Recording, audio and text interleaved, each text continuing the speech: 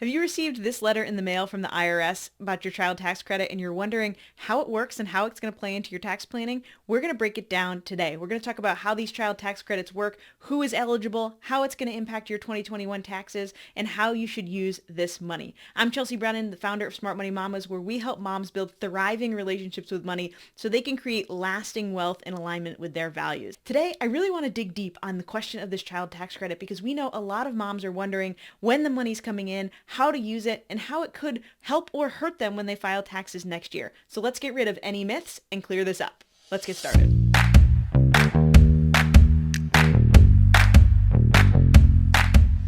Back in March, to continue the recovery post the pandemic, the federal government approved a federal enhanced child tax credit, which did two things. One, it raised the standard child tax credit. So we've always gotten a tax credit if your child is under 18. And what that means is that you got $2,000 back from the government per child under 18 when you filed your taxes at the end of the year. This could have resulted in a bigger refund or just offset how much you would have owed in taxes. For 2021, instead of that number being $2,000, if your child is under 6 years old, which means they haven't turned 6 by December 31st, 2021, that tax credit has been increased to $3,600. And if your child hasn't turned 18 by the end of 2021, then you get $3,000 as opposed to $2,000. So that's the first thing. The second thing is that we decided that 50% of that child tax credit would be paid out in monthly installments directly to households starting July 15th, 2021. If you have your bank account in any way linked to the IRS, meaning you've paid taxes from your bank account before, or you've received a refund from your bank account, the IRS will directly deposit that money into your bank account starting July 15th, and then every month the 15th afterwards. If you haven't, the federal government will send you a check, but I would recommend logging into the IRS portal, making sure that your address is up to date and that your taxes have been filed so that you can get those payments as quickly as possible. The remaining 50% of that credit will be used as a standard tax credit, just like it's been in years past, when you file your taxes by April 15th, 2022. These payments are meant to help households just have a little bit more money to live, to get back out into life and start to revive the economy. Now, not everybody is eligible for these credits. There are income cutoffs. So if you are a single person and you make less than $75,000 a year, you are eligible for the full child tax credit for each of your kids. Meaning, if you had two kids under 6 and one kid that was like 9 years old, you would get $3,600 for each of the younger kids and $3,000 for your older kid. So that would be $10,200 for those 3 kids in total, half of which you would get in payments starting July 15th. If you make between $75,000 and $95,000, you will get a reduced amount of that $3,600 or $3,000, depending on where your income falls in that range. There's a phase out. And then after $95,000, you go back to what the standard child tax credit was. So it's not that you get nothing. It's just that you get the $2,000 and you don't get monthly payments, okay? Over $200,000, if you're making over $200,000, you're not eligible for any tax credit. Sorry. If you're married filing jointly, those cutoffs change. So then those cutoffs become $150,000 to receive the full credit, $175,000 before the phase out back to the standard, and $400,000 before you don't get any tax credit. So how much you get is going to depend on where you sit in that range. We will say that the IRS estimates that over 90% of kids in the U.S. will be eligible for the full payment. And so likely you will be getting most, if not all, of that payment. And if you aren't, your taxes aren't going to change that much than they would from any other year. Okay? So we have to talk about, how does this impact our taxes? Because this is the biggest question I'm getting all the time. How do I have to think about, what is this going to do to me when I file taxes in April 2022? How is this going to impact my refund? Will I owe this money back? And the answer is, this is a credit. So this is when the government pays a credit to you typically at the end of the year. You're getting a little bit up front. If we were getting a full year of payments, you would estimate that your refund would be significantly lower than it normally would be, right? Because you're used to getting that $2,000 at the end of the year.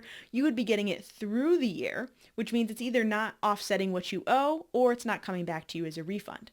The difference is this year, because the payments are bigger and because we're only getting them for 6 months, the difference on what we're getting at the end of the year versus what we typically would is not that much. Let's use an example, okay? Let's say you have an 8-year-old child, so you have a $3,000 tax credit this year. You're fully eligible. You have $3,000 tax credit.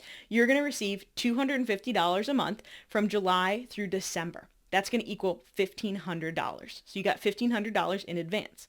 When you go to file your taxes next year, you will get an additional $1,500 to bring you up to that full $3,000. Now, typically, you would get $2,000 at the end of the year, but you're only getting $1,500, so you could see your refund decline by about $500 or owe about $500 more than you normally would because of that thing. You can either change your withholding with your employer so that you're setting a little bit extra aside for taxes now to kind of offset that change, or just start to plan that maybe your refund is going to be a little bit lower. It's not going to be as big of a change, especially if your kids are under 6, because if your kids are under 6, then you're going to get half that credit at the end of the year, which is half of $3,600 is $1,800, and so you're really only seeing a $200 difference. We're not going to see a big impact on our taxes necessarily. Now, what I will say is that so far, the federal enhanced child tax credit is only approved through 2021. There are discussions of extending it beyond then. We've actually heard President Biden talk about extending it through 2025. If that happens, and starting in 2022, you get a full year of these monthly payments, then you're pulling forward all of that tax credit benefit. And so then you could see your refund or what you owe on taxes decline significantly, right? Increase significantly if you owe money. And so you want to make sure we're planning that into going next year. But for this year, it's probably not going to shift things too much. Now, if you're a person who's a little bit worried about that, you want to make sure you have a big refund, or you're worried about reaching an income threshold before the end of the year. So let's say you're currently eligible, you make $75,000 a year, but you run a business and you think by the end of the year, you might actually be at like $100,000, which means you fully out-earn the tax credit.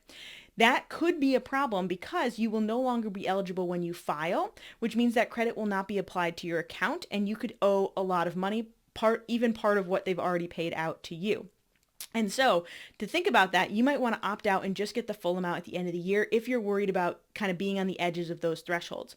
To do that, you have to log into the IRS portal. It's not completely ready yet because we're kind of doing all of this on the fly, but the IRS estimates that the child tax credit portal, the link is right here as well as in the description, will be fully ready by the end of June. You'll be able to log in and opt out of those payments. It doesn't mean that if you're eligible, you won't still get the full tax credit. You just won't get it to the end of the year and you'll get it in the form of a big juicy refund instead of being able to use it month on month. Now, the other question we're getting about this tax credit quite often is how do we use this money? Do we have to use it on our kids? Are there restrictions? Can I use it for school tuition or daycare or vacation or whatever we want to use it for? The thing is, this money is for keeping families stable and for helping you come back after the pandemic. There is no legal restriction on how you use this money. There is no moral reason that this money has to be used on your kids. You get to use this money whatever means it's the best for you. This could mean paying off debt. This could mean a trip for the family. And this could mean just childcare, right? We have a member of our community who mentioned that they were questioning whether or not to put their kid in after-school care or to try to bring them home and work the last few hours of her workday with them at home. This child tax credit is going to give her enough extra money in her budget to put her kids in that after-school care program and really let her kind of reset her career after the chaos of last year. However you want to use this money is fantastic. If you have the privilege and the ability that your budget is already pretty stable, this can be an opportunity to make some big saving either for yourself by paying off debt or investing more in your retirement, or investing in your child's future by putting a little bit more money in their 529 plan, or thinking about ways to maybe open a Roth IRA for them. You do have a lot of options here with how you want to use this money, but it really is about what works best for you. So coming back to your personal money goals, if you're a member of the Motivated Mama Society, this is looking at what is your money plan, what is the next stage of the money hierarchy of needs you want to focus on, and using the money for that. Overall, remember that child tax credit payments start July 15th. If you have direct deposit set up with the IRS, it's going to come straight to your bank account. You don't have to worry about it. If for prior stimulus payments you have received a check in the mail, this is a great time to log into the IRS portal, double check that your address is correct and that all your information is correct, the information about your kids and your dependents is correct so that you get the proper amount of tax payments. For over 40 million American households, this enhanced child tax credit is going to help families get back on their feet and make sure kids and families are safe and secure. How you use that money, like we said, is up to you. Go back to your goals, your values, figure out how you can best make this money work for your family, and then move forward with confidence. Keep talking money, mamas. See you next